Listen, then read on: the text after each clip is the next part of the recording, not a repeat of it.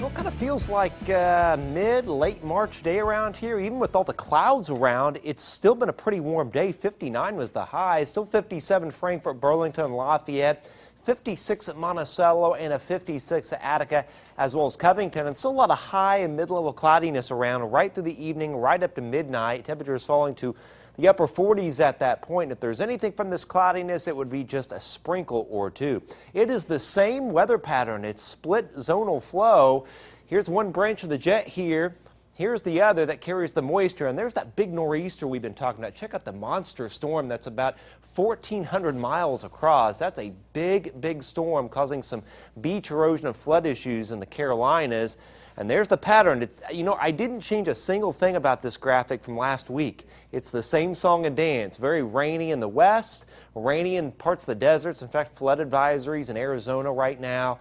And we're kind of stuck in the middle with the dry, mild weather, and there's the big nor'easter right off the coast. And temperatures don't vary much nationwide. 58 Minneapolis, it's 70 New Orleans. We had a high today of 59 in our area. So there are no big storm systems headed our way, at least anytime soon. Tonight, 36 Morocco, 38 Remington, 42 at Lafayette for the low, 41 Frankfort, and a 42 down towards Romney and Linden. And tomorrow, another nice day, though quite a bit of high cloudiness around, but 60 Lafayette and Romney, 59 Frankfort, 60 Monticello, and a 61 at Fowler. And still pretty nice Wednesday. Mostly sunny skies, about 60 to 65, 62 Romney and Lafayette to 62 at Frankfort, and 64 degrees at Covington. Notice the high mid-level clouds kind of hanging around through most of tonight. Now tomorrow there'll be some high clouds around, though I don't think it'll be quite as cloudy as it was today. But the big storm kind of spins off the east coast and we clear out more and more. In fact, by Wednesday evening, there's the big storm, and here we are still sitting pretty with mostly sunny skies. And Thanksgiving outlook, there's the big nor'easter. It looks like it's going to be a little more offshore. So, we're still going to get the wind in the northeast and some coastal flooding, but most of the heavy rain and the strongest winds will be just offshore.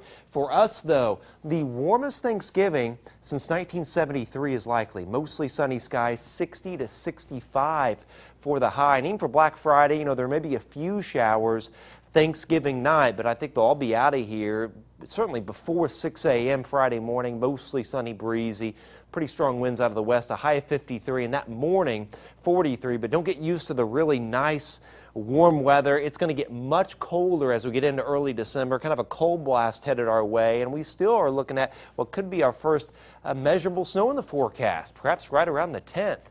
7-day forecast, 60 on Tuesday, 62 on Wednesday, but Thanksgiving 63. That'd be the warmest Thanksgiving day since a 65 in 1973 on Thanksgiving Day. A few showers Thanksgiving night, but Friday's looking good with 53, and then a little cooler next weekend, 46 Saturday.